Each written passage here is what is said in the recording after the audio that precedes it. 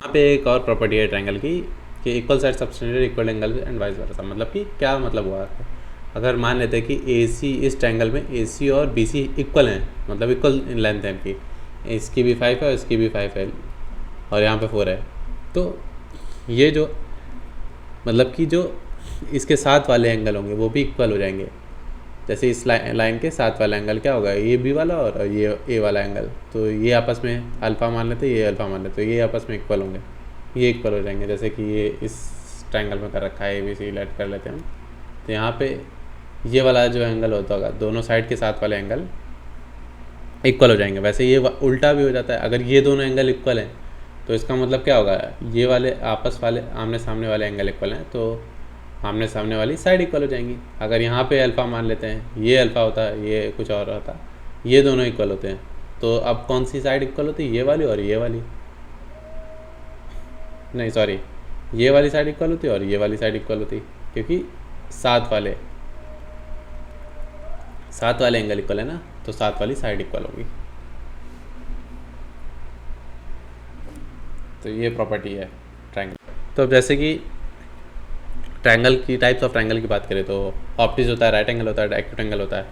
Obtuse angle क्या होता है, जिसमें एक एंगल क्या हो 90 से बड़ा हो, और राइट एंगल में तो एक एंगल 90 होना चाहिए। एक्यूट एंगल में मतलब कि सारे जो एंगल हो 90 से कम होने चाहिए, तो सारे एंगल मतलब कि 90 से कम होना चाहिए। जैसे बी वाला 90 से छोटा, ए वाला 90 से छोटा, सी वाला 90 से छोटा। तो अब इसकी ऑप्टिस एंगल में जैसे कि हमारा एक एंगल 90 से बड़ा होता है, तो वैसे ही एक साइड जो होगी वो बड़ी होगी सम ऑफ ए स्क्वायर और बी स्क्वायर से। जो ये सी स्क्वायर का स्क्वायर करेंगे, जो बड़ी वाली साइड होगी इसका स्क्वायर करेंगे, तो वो हमेशा बड़ा होगा किसके, सम ऑफ अदर साइड्स के, sum of square of other sides के बड़ा होगा। और राइट एंगल में तो पता ही है, पर Pythagoras theorem C square equal to A plus A square plus B square के बराबर होता है, जो बट सबसे बड़ी साइड होगी वो सम ऑफ स्क्वायर्स के इक्वल होती है अदर साइड्स ऑफ ट्रायंगल।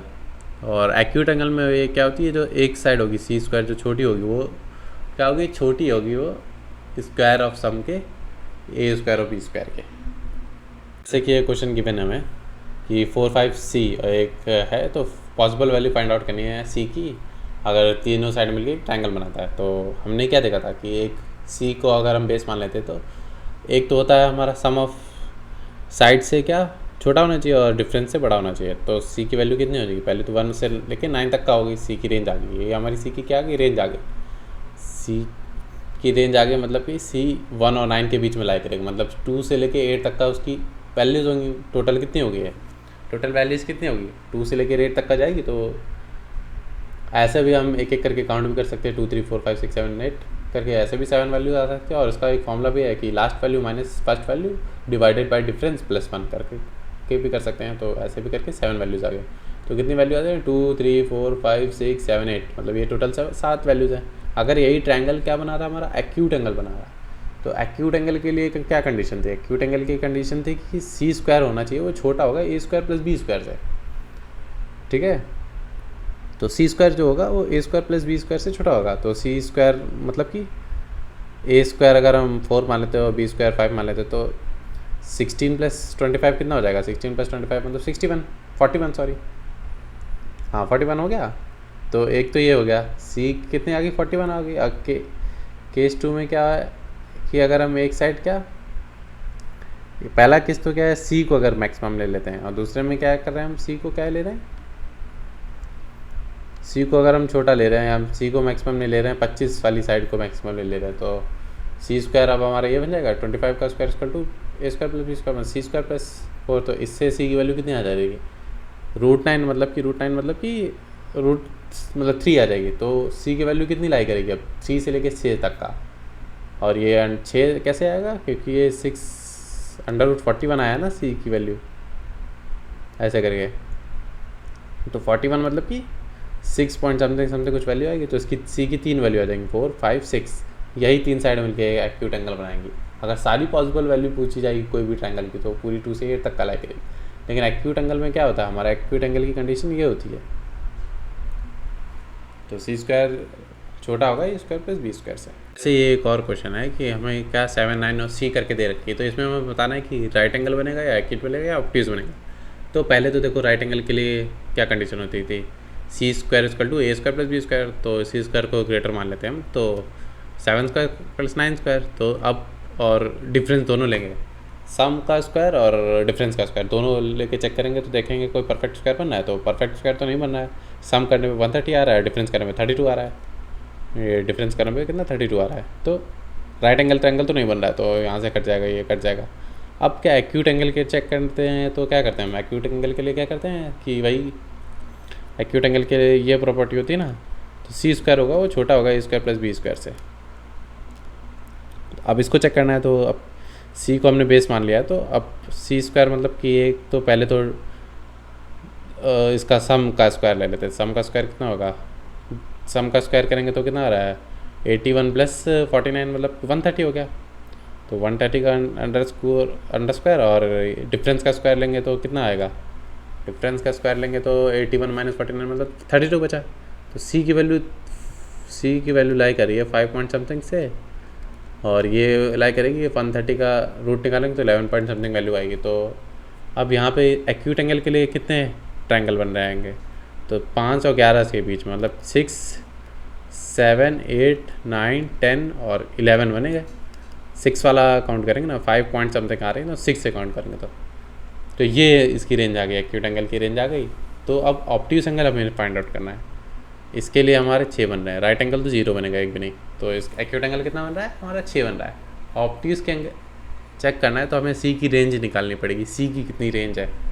तो सी के लिए हम क्या करते थे, सी की रेंज निकालने के लिए वही है ना, सम पहले कर दो और डिफरेंस का मॉडुलस ले लो, तो ऐसे ही रेंज निकलती है। तो डिफरेंस करेंगे 9 माइनस 7 तो करेंगे तो 2 आएगी, और सम करेंगे तो 16 आएगी, मतलब 2 से 16 के बीच में ही लाई करेगा। तो टोटल ट्रायंगल कितने बनेंगे इसके लिए चेक करना है, तो टोटल ट्रायंगल कितने बनेंगे 3 से लेके 15 तक का बनेंगे, 3 से 15 तक का। तो टोटल कितने बन सकते हैं, लास्ट का और माइनस का फर्स्ट अपॉन डिफरेंस का स्क्वायर प्लस 1, तो ये कितना आ जाएगा 13 आ जाएगा। तो ये हमारे टोटल ट्रायंगल कितने बनेंगे, टोटल ट्रायंगल बन जाएंगे हमारे 13। अब सेट थ्योरी लगा दे, total triangle equal to right angle plus acute angle plus obtuse angle, obtuse triangle मतलब कि, तो टोटल कितने बन रहा है 13 बन रहे हैं टोटल, और राइट एंगल तो 0 बन रहा है, एक्यूट 6 बन रहे हैं, और ऑप्टिस हमें निकालना है तो आंसर लिख लेते हैं। तो ऑप्टिस कितने बन जाएंगे 7 बन जाएंगे, ऐसे करके निकालेंगे। यहाँ पे ऑप्टिस एंगल हमें निकालना है, तो अब ऑप्टिस एंगल के लिए निकालते क्या है, पहले तो रेंज चेक कर लो। रेंज मतलब कि पहले तो सी क्या होगा, छोटा होगा सम ऑफ साइड से, तो इसका सम कितना हो गया इतना ले लो, और इसका डिफरेंस ले लो, तो ये 2 हो गया, 2 से बड़ा होना चाहिए, और सी क्या 28 से छोटा होना चाहिए सी की वैल्यू। और पहली कंडीशन तो ये हो गई, और दूसरी कंडीशन क्या थी हमारा, ऑप्टिस एंगल की सी स्क्वायर होगा वो ए स्क्वायर प्लस बी स्क्वायर से बड़ा होगा। अगर सी को हम मैक्सिमम ले लेते हैं, मैक्सिमम साइड लेते हैं, सी इक्वल टू मैक्स होता है, इफ़ सी को ही हम बड़ी साइड मानते हैं, तो सी स्क्वायर इक्वल टू होगा 15 का स्क्वायर प्लस 13 का स्क्वायर, मतलब कि 225 प्लस 169। सी स्क्वायर की वैल्यू, सी की वैल्यू कितनी आ रही है अंडर रूट के अंदर 14, 1 कैरी 8, 9, 394, मतलब कि अब ये 394 कितना 360 119 का स्क्वायर होता है, तो 19 पॉइंट समथिंग कुछ वैल्यू आएगी।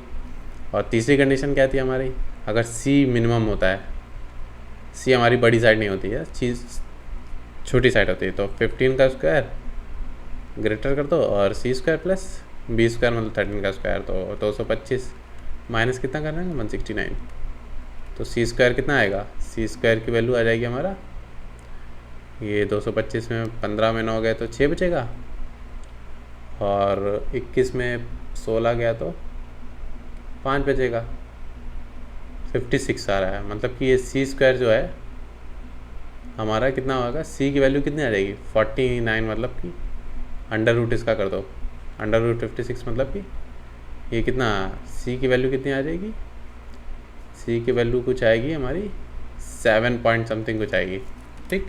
तो सी की अब 3 इक्वालिटी से कंपेयर करना है, तो अब कितने पॉसिबल वैल्यूज़ कितनी बन जाएगी, देखो सी क्या है हमारा 2 से बड़ा है, 2 से बड़ा है मतलब कि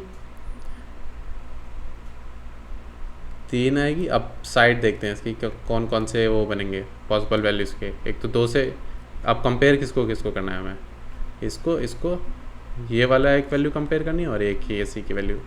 सी यहाँ पे क्या है, 2 से बड़ा है लेकिन 7 से कम है, तो 3 4 5 6 ये एक वैल्यूज़ आ गई। और एक क्या है, सी क्या है, 28 से छोटा है लेकिन 19 से बड़ा है। तो मतलब कि 20 21 22 23 24 25 26 27, 28 से छोटा है ना, 27। मतलब अब टोटल कितनी वैल्यूज़ आ गई हमारे पास। टोटल अगर वैल्यूज़ देखें तो ये 4 और ये 1 5 6 7 8 9 10 11 12, टोटल कितनी 12 पॉसिबल वैल्यूज़ बन जाएंगी हमारे इसकी ऑप्टिक्स एंगल बनाने की 13.5 टेनोसी में। यहाँ पे क्या गलती क्या करती है हमने कि यहाँ पे 7 से 7 पॉइंट समथिंग छोटा है ना, तो यहाँ पे 7 भी काउंट कर लेंगे।